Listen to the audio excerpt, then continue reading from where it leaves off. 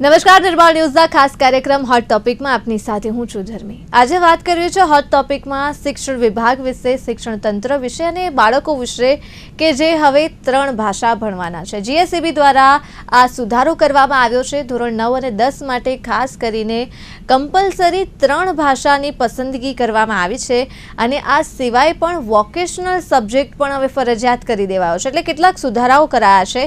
અહીંયા જો મુખ્ય મુદ્દાઓની વાત કરું તો વોકેશનલ સબ્જેક્ટ પસંદ એટલા માટે કરાયો છે, કમ્પલસરી એટલા માટે કરાયો છે કે જે વિકલ્પમાં નીકળી જતો હતો અને હવે વિકલ્પમાં ન નીકળે। બાળકો જે છે એ પ્રેક્ટિકલ નોલેજ પણ લે, માત્ર પુસ્તકીય જ્ઞાન ન લે, એટલા માટે વોકેશનલ સબ્જેક્ટ પણ રાખવામાં આવ્યો છે। અને વાત કરીએ અન્ય 3 ભાષાઓની, ખાસ કરીને આજે મુખ્યત્વે આ મુદ્દા પર ચર્ચા કરવી છે। એક તરફ દર્શક મિત્રો, અત્યારે ગુજરાતમાં પરિસ્થિતિ એવી છે કે ગવર્મેન્ટની સ્કૂલના ધોરણ 8ના 6ના જે બાળકો છે એમને ગુજરાતી વાંચન કરવામાં પણ ઘણી તકલીફ પડે છે। એટલે અત્યારે આપણે આ પરિસ્થિતિ છે, એવું નથી કે સઘળા બાળકો આ કેટેગરીમાં આવે છે, ઘણા હોશિયાર બાળકો છે, પણ જ્યારે ધોરણ 8માં આવ્યા બાદ પણ માત્ર સામાન્ય વાંચન જો ન કરી શકતા હોય, આ પરિસ્થિતિ હોય, તો હવે તો 3 ભાષા કમ્પલસરી કરવામાં આવી છે। તો જ્યારે ગુજરાતી ભાષાને જસ્ટિફિકેશન ન મળી શકતું હોય તો અન્ય ભાષાઓ જો પસંદ કરાશે તો શું એ વિદ્યાર્થીઓનું ભાષા કૌશલ્ય વધશે કે પછી એ વિદ્યાર્થીઓ પરનું દબાણ વધશે? એટલે એક ભાષા જો સરખી ન આવડે તો અન્ય ભાષાઓ કઈ રીતે શીખી શકાશે?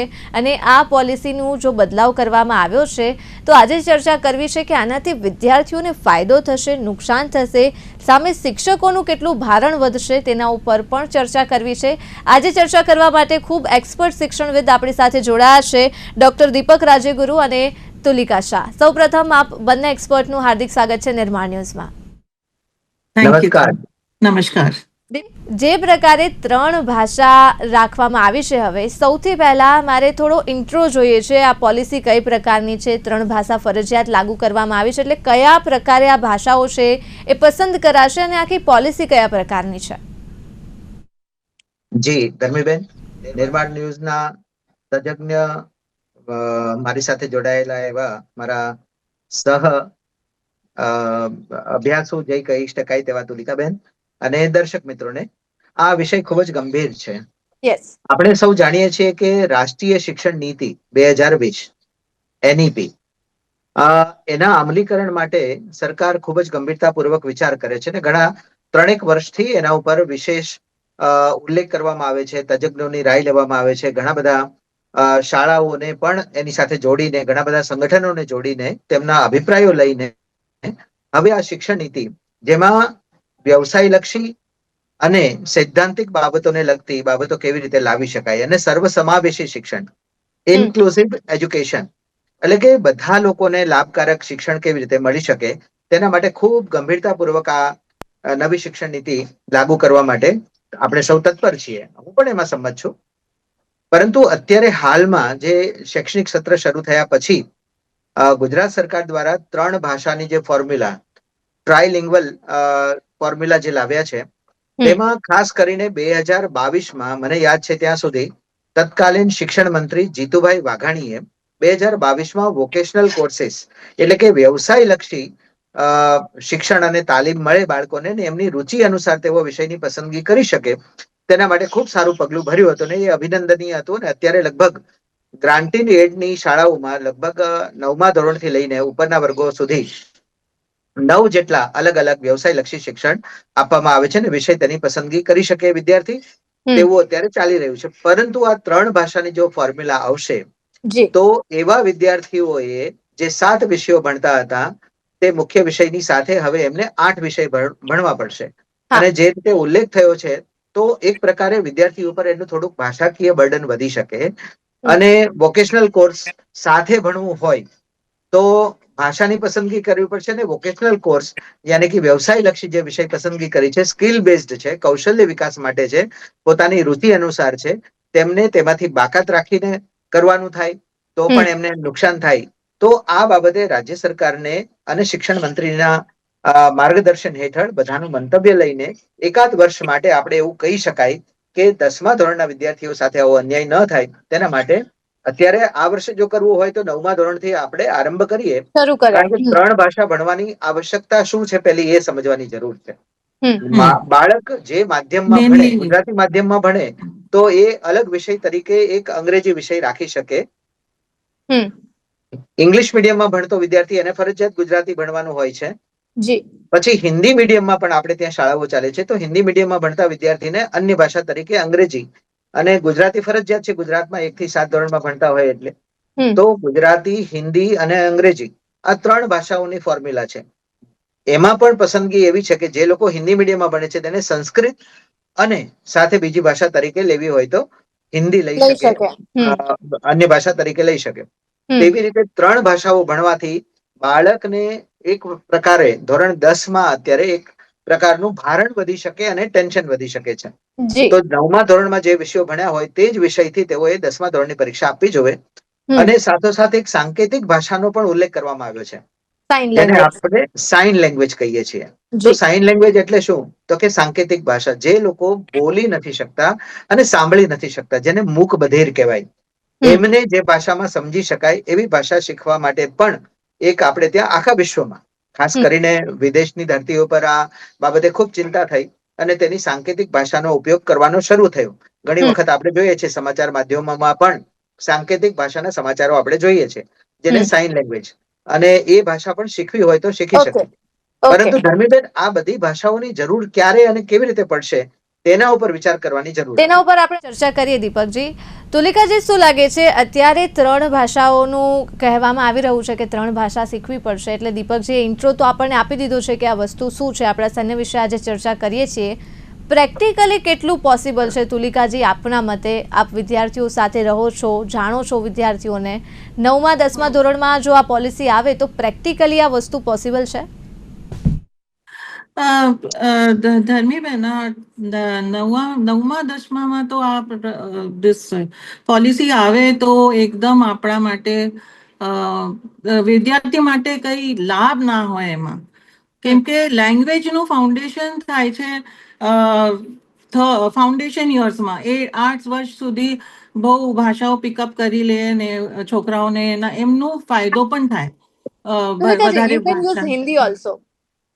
तो या जो 3 to 8 years के अंदर बच्चे एक्चुअली भाषा जल्दी पिकअप करते हैं और उनका यूजफुल भी होता है, क्योंकि वो ब्रेन का डेवलपमेंट उनका हो जाता है और वो एक भाषा अच्छे से सीख लेते हैं तो दूसरे भाषा में वो उसको यूटिलाइज कर सकते हैं. ओके, पर अभी 9th-10th का जो ग्रेड है तब तक वो तो अपना वो करियर का फोकस आ जाता है, राइट?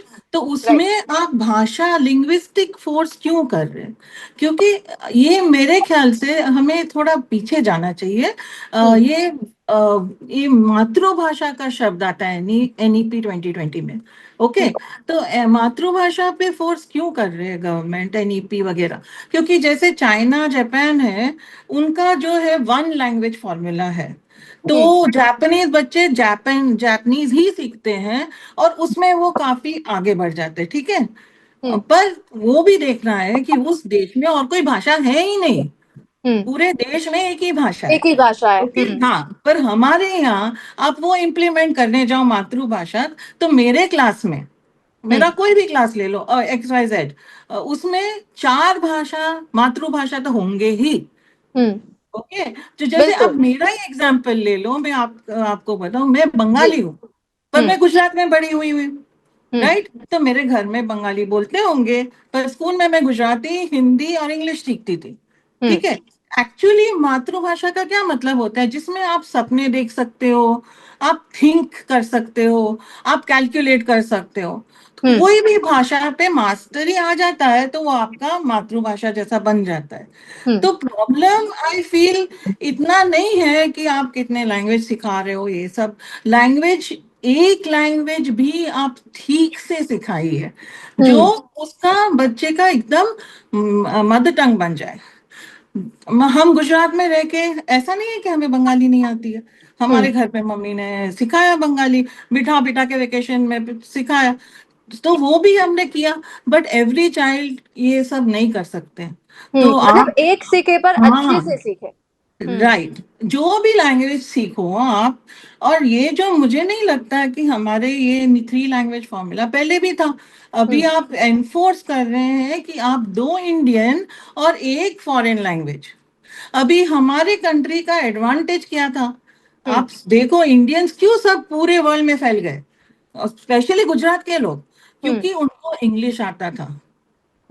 तो easily Australia, UK, Canada, USA, an number of countries वो इजीली चले जाते थे। और चाइनीज जापानीज लोग नहीं जा सकते थे। ऊपर चढ़ने के लिए भी उनको इंग्लिश मिलता था, क्योंकि उनके एजुकेशन, भले कोई भी स्कूल में भणेला હોય, इंग्लिश થોડું ઘણું તો આવડતું હતું, જે ચાઇનીઝ ને જાપાનીઝ છોકરાઓને નથી આવડતી। તો આ લોકોને ફાયદો હતો, અમારો देशના છોકરાઓને फायदो હતો, हमारे देश के बच्चों को ये फायदा था। तो वो फायदा अभी आपको इंग्लिश आप वो कर दोगे, फॉरेन लैंग्वेज कर दोगे, तो कोई जो सीबीएसई में जो बच्चे थे वो फ्रेंच भी सीखते थे, जर्मन भी सीखते थे, स्पेनिश भी सीखते थे, वो सब बंद हो जाएगा। Okay, number 1। नंबर 2, ऑलरेडी हम लोग 2 हिंदी और स्टेट लैंग्वेज तो सीखते ही थे, ऐसा कुछ नया नहीं है। ये जो 3 लैंग्वेज फॉर्मूला खाली एक है, एक रिस्ट्रिक्शन हो जा रहा है, एक क्या बोलते हैं, एक कंपल्सरी जो आ गया वो कंपल्सरी हो रहा है, प्रेशर में आ जाते हैं फिर हम। एग्जैक्टली, प्रेशर में आ रहे।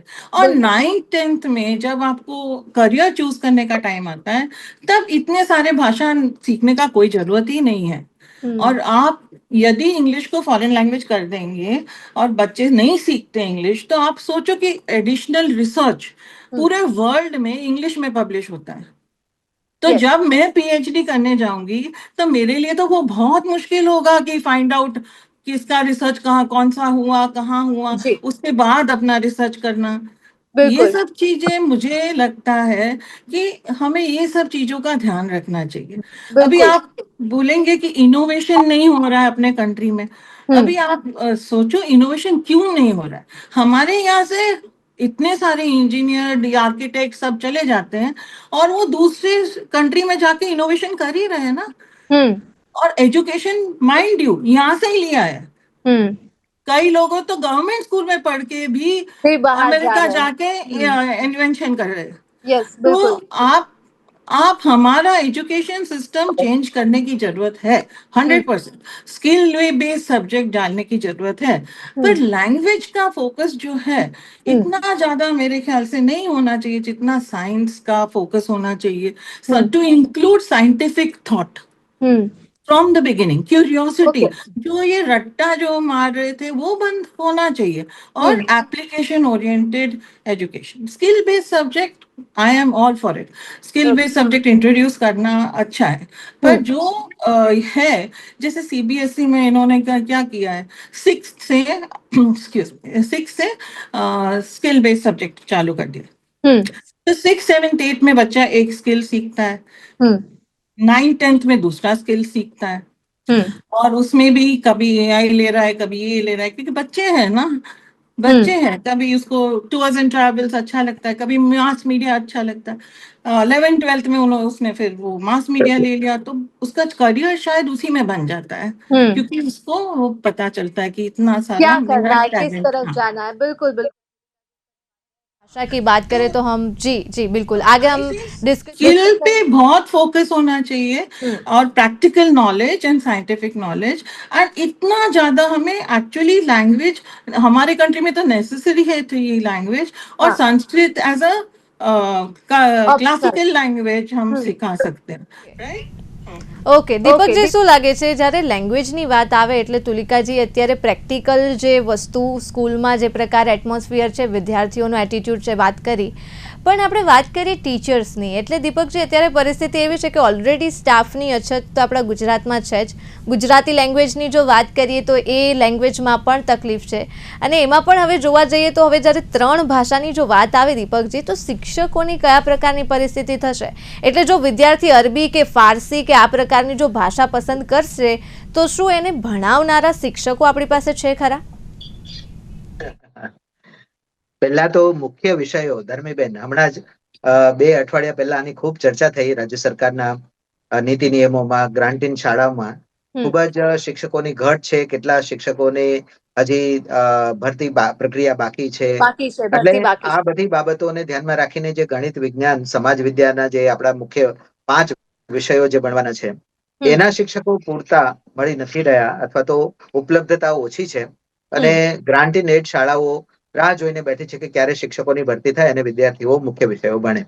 તેવા સંજોગોમાં ભલે રાજ્ય સરકારની મનસા નેશનલ એજ્યુકેશન પોલિસી લાગુ કરવાની છે, હું પણ એના માટે તત્પર છું અને એના માટે તૈયારી પણ છે.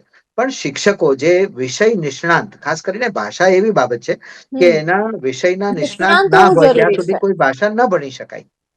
અને ખાસ કરીને તમે ઉલ્લેખ કર્યો કે ભાઈ ફોરેન લેંગ્વેજીસ, માનો કે ફારસી ભણવી છે અથવા તો સિંધી ભણવી છે, અન્ય ભાષાઓ ભણવી છે બાળકોને એની પસંદગીની, તો એના શિક્ષકોની ઉપલબ્ધતા રાજ્યમાં કેટલી છે, એ શિક્ષકો ક્યાંથી આવશે અને તેની ભરતી કેવી રીતે થશે અને ક્યારે થશે, આ પ્રશ્ન છે. બીજું કે 9મા ધોરણ પછી બાળક જે છે ટીનેજર થઈ ગયા હોય તો એની પોતાની વિષયની પસંદગી કરવાનો જે અધિકાર મળેલો છે, તો એમાં જે મુખ્ય 5 વિષયો અને બાકીના અન્ય 2 વિષયો જે છે એમાં મેં કીધું તેમ કે ફોરેન લેંગ્વેજીસ ભણવી કે ના ભણવી એ વિદ્યાર્થીની પસંદગી હોઈ શકે. તુલિકાજીએ પણ એ જ વાત કરી કે આ અત્યારે ભાષા શીખવાનો પ્રશ્ન 9મા 10મા ધોરણમાં નથી. 9મા ધોરણ 10મા ધોરણમાં ટર્નિંગ પોઈન્ટ છે જીવનના, કઈ દિશામાં એને આગળ વધવાનું છે ને 11મા 12મામાં એને કઈ સ્ટ્રીમમાં જવું છે. અને ભાષા, માનો કે મારો એક અનુભવ કહું કે ઘણા બધા વિદ્યાર્થીઓ ફોરેન જવા માટે આઇલ્ટ્સ ની એક્ઝામ આપે છે, બરાબર. તો એના માટે જે દેશમાં જવું હોય એની ભાષા શીખવા માટે 6 મહિનાનો કોર્સ કરે છે અને 6 મહિનામાં એ ફોરેન લેંગ્વેજીસ શીખે છે. જર્મની શીખવી હોય કે ફ્રેન્ચ શીખવી હોય કે ડચ શીખવી હોય કે અન્ય ભાષાઓ જે શીખવાની ફરજિયાત છે, અંગ્રેજીની, માનો કે યુએસએ જાય છે તો પણ ત્યાંની અંગ્રેજી એને બરાબર આવડે છે કે નહીં એની એને પરીક્ષા આપવી પડે છે. તો એ બાળક ધોરણ 10 પછી 12 પછી એ પણ એની અલગથી તૈયારી કરીને કરી શકશે. પરંતુ અત્યારે જે વિષયો ચાલે છે ધોરણ 10માં, ગત વર્ષે મારી પાસે જે આંકડાઓ છે તેમાં 8 વિષયો પાસ કરવાના ફરજિયાત હવે થશે. હવે ગત વર્ષે એવું થયેલું હતું કે લગભગ ધોરણ 10માં 75,000 વિદ્યાર્થીઓ વોકેશનલ વિષય રાખ્યો હતો. હવે જો એને ટ્રાયલિંગ્વલની એટલે કે ત્રીજી ભાષાની ફરજિયાતપણે પરીક્ષા આપવાની થાય તો એને જે વિષયો ભણ્યા હતા ગયા વખતે જે 10મા ધોરણમાં હતા, આ વખતના 10મા ધોરણમાંથી વોકેશનલ કોર્સ નીકળી જાય અને વિષય કાઢી નાખવાનો આવે, તો એની જગ્યાએ એને ત્રીજી નવી ભાષા શીખવાની આવે અને એના માટે એક નવી ચેલેન્જ ઉભી થઈ શકે અને એની પરિણામ ઉપર માઠી અસર થઈ શકે.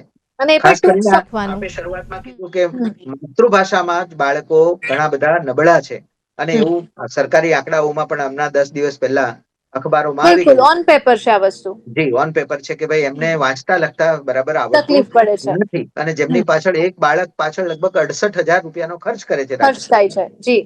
તો પણ જો આ પરિણામ હોય તો ત્રીજી ભાષા જયારે આવશે ત્યારે એના માઠા પરિણામ આવશે અને ધોરણ 10માનું પરિણામ બગડી શકશે. અને આપણો જે રાજ્ય સરકારનો શિક્ષણ વિભાગનો જે આંકડો આવે છે કે આટલા ટકા પરિણામો આવ્યા, એ કદાચ આવતા 2 વર્ષમાં પરિણામ નીચે આવી શકે એમ છે, તેવો પણ ભય છે. એટલે આ બાબતે ખરેખર સરકારે અને લાગતા વળગતા અધિકારી મિત્રોએ અને ખાસ કરીને સ્ટેક હોલ્ડર જે શાળા સાથે સીધા જોડાયેલા છે, આચાર્ય મિત્રો, શિક્ષકો અને શિક્ષણ અધિકારીશ્રીઓ, આની સાથે મંતવ્ય ચર્ચાઓ થાય અને એકાદ વર્ષ પછી આના ઉપર આપણે ફોર્મ્યુલા બને અને પછી લાગુ પડે તેવું મારું સ્પષ્ટપણે માનવું. એટલે થોડું કોશિશ કરવાની હજુ પણ જરૂરત છે. અત્યારે જે પ્રકારનું આ પોલિસીની આપણે ચર્ચા કરીએ છીએ, તુલિકાજી શું લાગે છે, આ પોલિસી આવશે, એનાલિસિસ તો આપણે કરીશું, પણ પ્રેક્ટિકલી જો જોવા જઈએ તો સ્ટુડન્ટ્સની પ્રોબ્લેમ્સ વધશે કે ખરેખર સ્ટુડન્ટ્સ, કેમ કે હેતુ આનો એવો છે કે વિદ્યાર્થીઓ જે છે વધારે ભાષા શીખે, વધારે એમના અંદરનું જે ભાષા કૌશલ્ય છે વિકસે, તો લાગે છે કે 1 વર્ષમાં આ પ્રકારે ભાષા કૌશલ્ય વિકસી શકશે? ના, મને લાગે છે કે આ થોડું બર્ડનસમ થશે, કેમ કે હમણાં અમે વાત જ કરીને કે આ એજ છે 9-10 નું જે છે, it is for your career growth, કરિયરમાં ઉપર ફોકસ કરીને ભાષા લઈને છોકરાઓને ભણવું જોઈએ. एक्चुअली स्किल बेस्ड તમે उस टाइम पे आप स्किल बेस्ड इंट्रोड्यूस करो तो ज्यादा अच्छा है rather than एक लैंग्वेज ऐड करो. लैंग्वेज में क्या होता है, it is a medium of communication. आपको कोई भी सब्जेक्ट उस लैंग्वेज से सिखाना होना चाहिए. आपको कम्युनिकेट करना आना चाहिए कोई भी भाषा में. आपको उसमें लिखना आना चाहिए, पढ़ना आना चाहिए. तो ये सब मेरा मानना है कि ये इतना ज्यादा चेंज करने का नहीं है। और एक असेसमेंट जो है वो एक में असेसमेंट ऐसा करे, reading writing speaking skills of the language, regional language, mother tongue, या जो भी आप 3 लैंग्वेज चूज करते हो उसका LSRW जो है वो हम टेस्ट करें इन द लेवल 8 में हम वो करें एंड उसको स्टैंडर्डाइज टेस्टिंग करें। और बोर्ड सुरेखा जी, एक हाँ मेरे दिमाग में अभी विचार आया कि जब हम बात कर रहे हैं 9th-10th की और आपने बात किया 8th स्टैंडर्ड की, बट हम जैसे कि संस्कृत है तो पहले संस्कृत का ऐसा था कि स्टैंडर्ड 4th या 5th से ही वो शुरू हो जाता था, तो 10th तक रहता था। पहले थोड़ा इजी रहता था, फिर मीडियम आता था, और फिर हार्ड लैंग्वेज जो थी, कोर लैंग्वेज संस्कृत की, वो हम जानते थे। तो 10th तक हमारा संस्कृत एकदम अच्छा रहता था। तो क्या ऐसा कर सकते हैं कि जो 1st, 2nd, 3rd या 4th स्टैंडर्ड से ही हम ये 3 लैंग्वेज वाला फॉर्मूला जो है वो अप्लाई करें तो शायद बेटर रिजल्ट आए? हाँ जरूर, वी कैन एक्चुअली। तो आप देखेंगे तो नॉर्मली किंडरगार्टन से ही अल्फाबेट इंग्लिश का हिंदी का दोनों सिखाया ही जाता है CBSE बोर्ड्स में। और एडिशनली अभी एक और वो जो रीजनल लैंग्वेज है वो 1st या 2nd से स्टार्ट हो जाता है। तो फाउंडेशन ईयर्स में ये सब हम सब कर सकते हैं।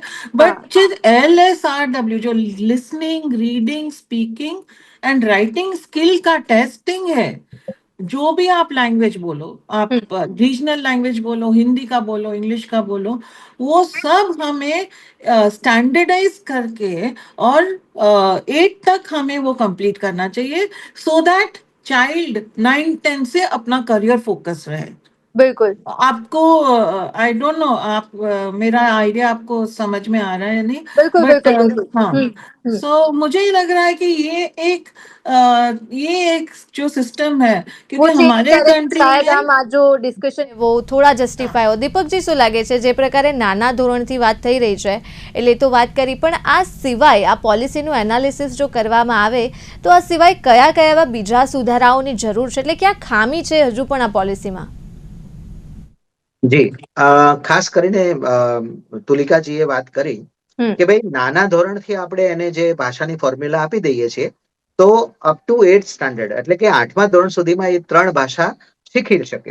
પછી 9મા ધોરણમાં આવતી વખતે એને 10મા ધોરણનું જ્યારે એને બોર્ડની એક્ઝામ આપવાની આવે ત્યારે એને કઈ ભાષા, માધ્યમની ભાષા તો ફરજિયાત છે, પછીની બે ભાષાઓની પસંદગી હિન્દી, સંસ્કૃત, ઉર્દુ, ફારસી, સિંધી, પંજાબી અથવા તો ફોરેન લેંગ્વેજ કઈ શીખવી છે તો એને એની પસંદગી કરવાનો અધિકાર પ્રાપ્ત થાય અને એને કરવું હોય તો કરે, અથવા તો એને પસંદગી એવી મળવી જોઈએ કે એને વોકેશનલ સબ્જેક્ટ એટલે કે વ્યવસાય લક્ષી એની રુચિ રસને અનુસાર જો રાષ્ટ્રીય શિક્ષણ નીતિ એવું કહે છે ધર્મીબેન, અને તુલિકાજી પણ મારી સાથે એગ્રી કરશે કે બાળકની પસંદગી એની રુચિ અનુસાર વિષયોની પસંદગી કરવાની છૂટ મળશે તો આપણે કોઈ વસ્તુ થોપી ના દેવી જોઈએ કે મારે પ્લમ્બિંગ શીખવું છે, ઇલેક્ટ્રિફિકેશન શીખવું છે, મારે એગ્રીકલ્ચરલ ડિઝાઇનિંગ શીખવું છે, મારે કૃષિ શીખવી છે, મારે બ્યુટી પાર્લર શીખવું છે કે મારે બીજા કોઈ વ્યવસાય લક્ષી કાર્યમાં જોડાવું છે, આઈટીમાં જવું છે, કમ્પ્યુટરનું શિક્ષણ વધારે આગળ લેવું છે,